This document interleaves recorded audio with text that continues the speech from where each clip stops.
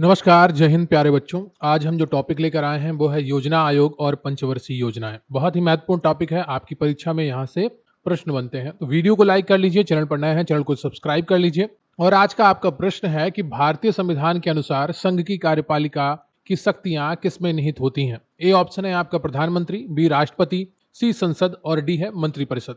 तो ये चार ऑप्शन में से कौन सा ऑप्शन सही है आप कमेंट करके बताइएगा। और अब हम शुरू करेंगे आज का अपना टॉपिक। तो योजना आयोग की स्थापना। योजना आयोग का गठन 15 मार्च 1950 को भारत सरकार के एक प्रस्ताव द्वारा किया गया। यह एक गैर संवैधानिक और गैर सांविधिक निकाय है, यानी कि नॉन कॉन्स्टिट्यूशनल और नॉन स्टैट्यूटरी बॉडी है। इसकी स्थापना केसी नियोगी समिति की सिफारिश पर की गई थी। अगर आपसे पूछा जाए कि योजना आयोग की स्थापना किसकी सिफारिश पर की गई थी, तो केसी नियोगी समिति की सिफारिश पर कब की गई थी? 15 मार्च 1950 को भारत सरकार के एक प्रस्ताव द्वारा। योजना आयोग की स्थापना के उद्देश्य क्या थे? तो देश के संसाधनों का कुशल उपयोग करके आर्थिक विकास को बढ़ावा देना, देश के लिए पंचवर्षीय योजनाएं बनाना, योजनाओं को लागू करने और उनके परिणामों का मूल्यांकन करने के लिए राज्यों के साथ समन्वय स्थापित करना, योजनाओं के सफल क्रियान्वयन हेतु आवश्यक मशीनरी और संस्थाओं की सिफारिश करना। ये सारे उद्देश्य थे किसके? योजना आयोग के। योजना आयोग की विशेषताएं क्या थी, ये ज्यादा इंपॉर्टेंट है आपके लिए। यह एक सलाहकार निकाय था जिसके निर्णय सरकार पर बाध्यकारी नहीं थे। इसका मुख्य कार्य पंचवर्षीय योजनाओं का मसौदा तैयार करना था। राज्यों की योजनाओं को अंतिम स्वीकृति राष्ट्रीय विकास परिषद द्वारा दी जाती थी। योजना आयोग ने भारतीय अर्थव्यवस्था में केंद्रीकृत योजना की अवधारणा को जन्म दिया। तो केंद्रीकृत जो योजनाएं हैं उनकी अवधारणा का जन्म दिया योजना आयोग ने। अगर बात करें योजना आयोग के अध्यक्ष और उपाध्यक्ष की, तो आयोग का अध्यक्ष हमेशा प्रधानमंत्री होता था। प्रथम अध्यक्ष जवाहरलाल नेहरू थे और अंतिम डॉक्टर मनमोहन सिंह थे। आयोग का उपाध्यक्ष एक कैबिनेट मंत्री के समकक्ष होता था। प्रथम उपाध्यक्ष गुलजारी लाल नंदा थे और अंतिम उपाध्यक्ष मोन्टेक सिंह आहलूवालिया थे। तो ये चीज आप ध्यान रखिएगा। अब बात करेंगे नीति आयोग से तुलना। अब नीति आयोग कहां से आ गया, इसके बारे में बाद में चर्चा करेंगे।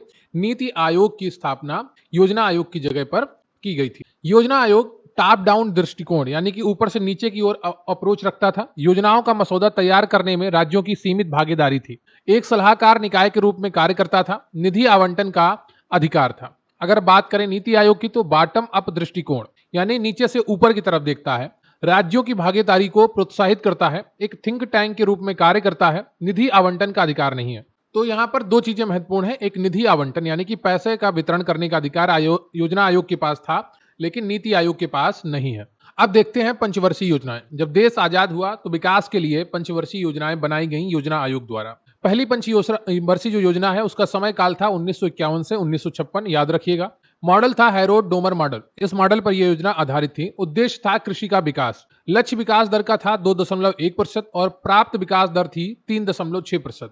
विशेषता की थी क्या थी? यहाँ पर भाखड़ा नागल, दामोदर घाटी जैसी बड़ी सिंचाई परियोजनाएं शुरू की गई। तो कृषि को उत्पादन बढ़ाने के लिए सरकार ने इस पंचवर्षीय योजना पर ध्यान दिया। हैरोड डोमर मॉडल था। अब हम बात करेंगे दूसरी पंचवर्षीय योजना की, जो 1956 से 1961 तक रहती है। इसका मॉडल है पीसी महाल नोबिस मॉडल। तीव्र औद्योगिकरण, विशेषकर भारी उद्योगों का विकास। तो यहाँ पर औद्योगिकीकरण किया जाता है, उद्योगों का विकास किया जाता है और मुख्यतः जो फोकस रहता है वो भारी उद्योगों पर रहता है। लक्ष्य था विकास दर का 4.45%, लेकिन प्राप्त विकास दर है 4.27%। विशेषता की अगर बात करें तो इस समय दुर्गापुर जो आपका इस्पात कारखाना है वो ब्रिटेन की सहायता से स्थापित किया गया। भिलाई में रूस की सहायता से, राउरकेला में जर्मनी की सहायता से स्थापित किए गए ये 3 इस्पात कारखाने भारी उद्योगों को विकसित करने के लिए।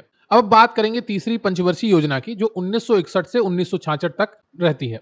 ये गाडगिल योजना पर आधारित थी। अर्थव्यवस्था को आत्मनिर्भर बनाना इसका लक्ष्य था, लेकिन यह योजना थोड़ी दिक्कत वाली योजना बन जाती है क्योंकि इस समय भारत की स्थिति थोड़ी कमजोर हो जाती है चीन के साथ युद्ध की वजह से। लक्ष्य विकास दर का था 5.6%, प्राप्त विकास दर थी 2.8%।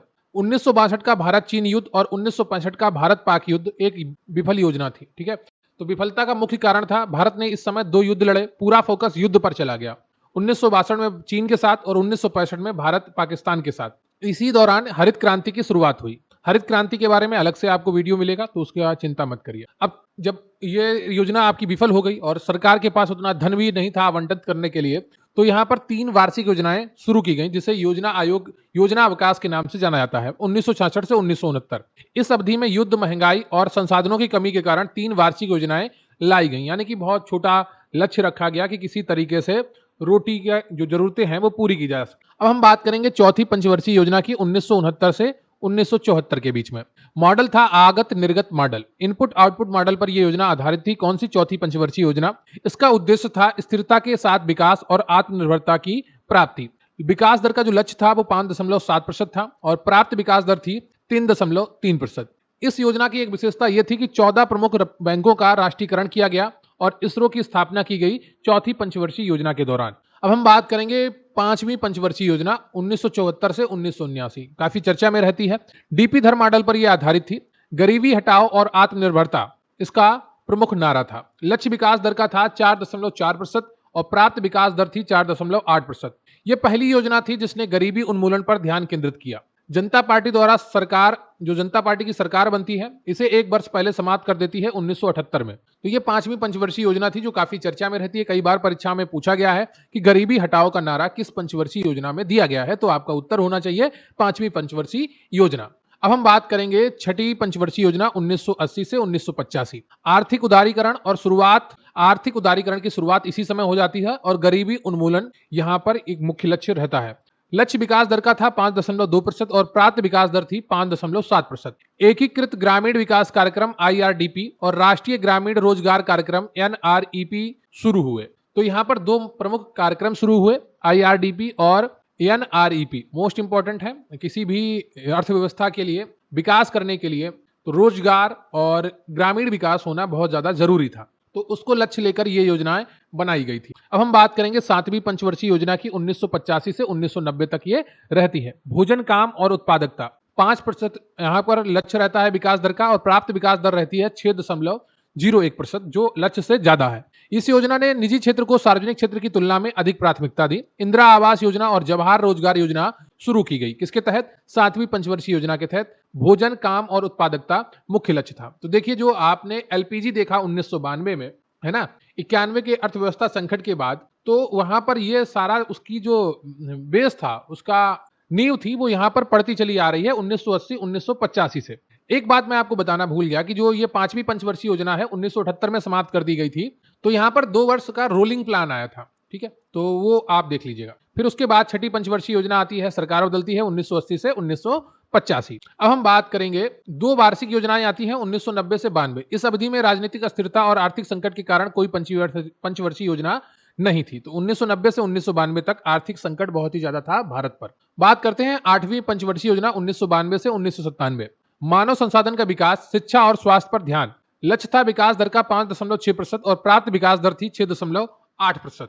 यह योजना उदारीकरण, निजीकरण और वैश्वीकरण LPG के मॉडल पर आधारित थी। प्रधानमंत्री रोजगार योजना PMRY शुरू की गई।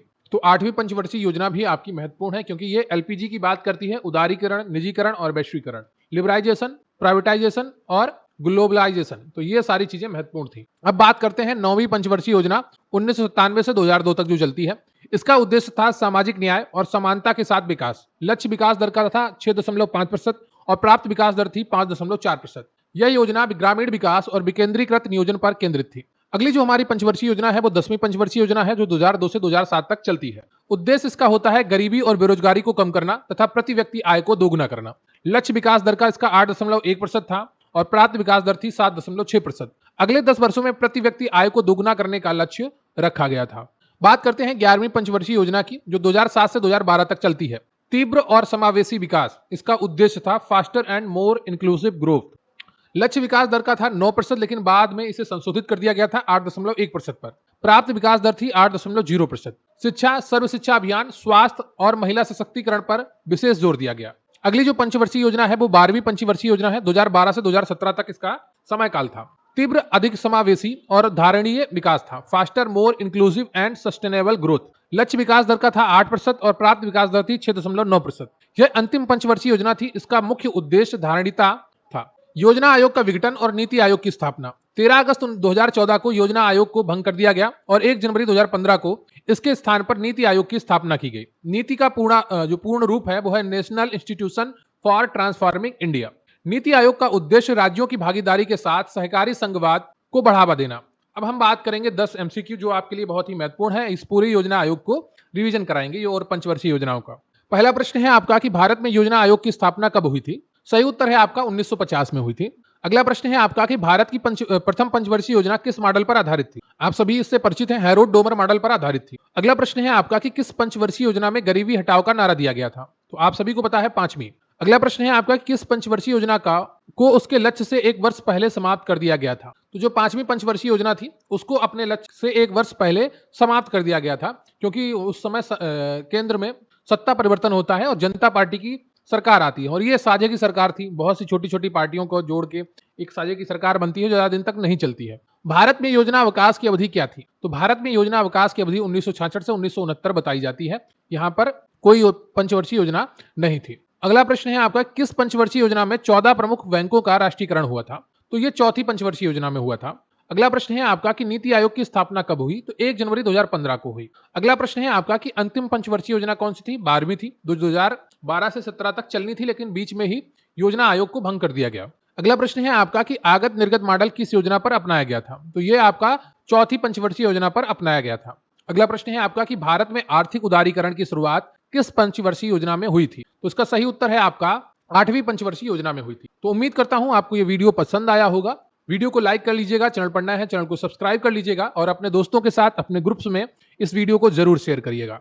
अगर बात करें आज के पूछे गए प्रश्न की कि भारतीय संविधान के अनुसार संघ की कार्यपालिका की शक्तियां किसमें निहित होती हैं? तो इसका सही उत्तर है आपका बी ऑप्शन, राष्ट्रपति। तो मिलते हैं फिर किसी वीडियो में, तब तक के लिए जय हिंद, जय भारत। कमेंट करके जरूर बताइएगा कि आपको ये आज का टॉपिक कैसा लगा। अगर आपको ये विशेष टॉपिक पढ़ना चाहते हैं तो वो भी आप कमेंट में बता सकते हैं।